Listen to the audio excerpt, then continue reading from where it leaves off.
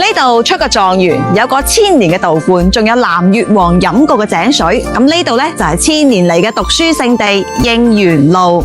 清朝初年，平南王尚可喜嘅仔尚之信特登呢，就喺越秀山腳呢度起一座應元宮，專門就供奉文昌帝君嘅。咁佢嘅目的呢，就係借此地嘅靈氣去催旺功名。咁到咗乾隆年間，有叫莊有功嘅廣東秀才趕考之前，仲專登嚟應元宮參拜，許願就講啦：若得功名，定為嶺南興學。咁後嚟呢，佢真係高中狀元喎。咁做咗官之後呢，就大力資助書院啦。咁百姓都話啦，應元宮顯靈。咁呢個傳說流傳開嚟之後呢，越秀山一帶就成為咗讀書人嘅聖地啦。咁講起讀書聖地，不得不提下三元宮啦。咁呢度呢，就比應元宮仲要古老喎。咁喺東晉年間就起成咗噶啦。咁最初呢，就叫做月光院，供奉中國第一位女針灸家鮑姑。咁到咗明代呢，就改咗叫做三元宮，供奉天地水三官。咁清朝嘅同治年間，咁官府睇中咗三元宮香火鼎盛，咁乾脆呢，就喺宮嘅西側就起咗應元書院啦。咁專門呢，就係收舉人進修嘅，咁堪稱呢，就係古代版嘅研究生院。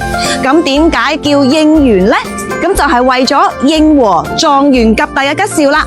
咁書院嘅大門仲特登朝住越秀山嘅主峰，取其獨佔鰲頭嘅意思啦。咁書院旁邊呢，仲有個越王井喎。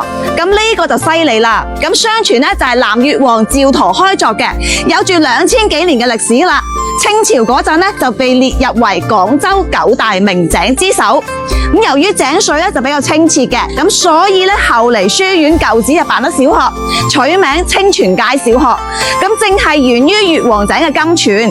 咁到咗2002年呢，呢間小學就停辦咗啦。咁先後就併入咗廣州市第2中學初中部。嗱，喺應元路嘅中段位置呢，就係著名嘅越秀山體育場啦。咁越秀山體育場建於1950年，係廣州市首任市長葉劍英元帥號召青年們用自己嘅雙手去建設嘅人民體育場。咁場內咧就擁有3萬名觀眾嘅座位。咁佢見證咗南越足球嘅興衰，被譽為載滿廣州人記憶嘅體育場。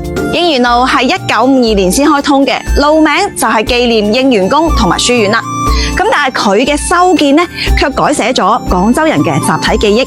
咁因為呢，喺1931年建成嘅中山紀念堂，當其時呢，就同背後嘅越秀山原嚟呢，就係連成一體噶啦。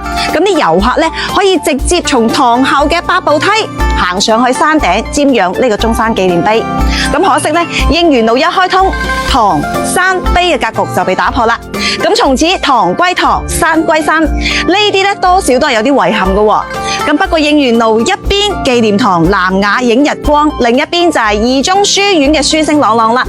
咁腳下車流穿過古井泉脈，抬頭越秀山遮住咗百年嘅工場，一條連住狀元院、皇后井、革命雲咁多歷史底蘊嘅路，真真正正就係廣州城2000幾年嘅文化傳承。